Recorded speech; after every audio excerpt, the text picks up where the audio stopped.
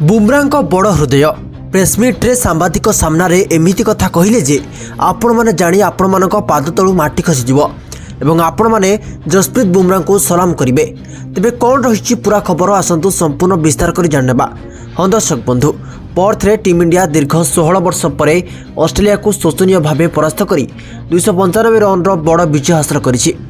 यह border Gavaskar test series 0-1 team India को आगुआ रखिछि। विजय पर आयोजित प्रेस मीट रे कैप्टेन बुमरा विराट कोहली को नहीं एक गुरुत्वपूर्ण मंतव्य देते। एथिरे जन सांबादिक विराट को फॉर्म एवं खेल नहीं प्रश्न करते, जार मजाणिया ढंग से उत्तर देते कैप्टेन बुमरा।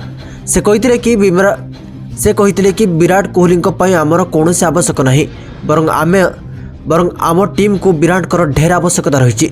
कहीं आम टीम विराट का अभिज्ञता सबुठ अधिक।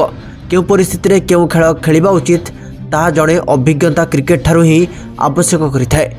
दल रे केते कैप्टेन आसीबे आ जिबे, हेले अभिज्ञता थिबा खेलाड़ी कठिन समय रे टीम सहित छिड़ा हेबे। आजिका समय रे विराट आम दलर कैप्टेन नुहंती सत, किंतु तांको अभिज्ञता आमको बहु कठिन समय रे सहायता करुछि। या व्यतीत बुमरा कहते जे विराट को मु केतेबेले आउट ऑफ फॉर्म रे देखि नाही। समय समय रे पिच कंडीशन एवं टीम रो आवश्यक अनुसार खेलिबा को पड़िथाए।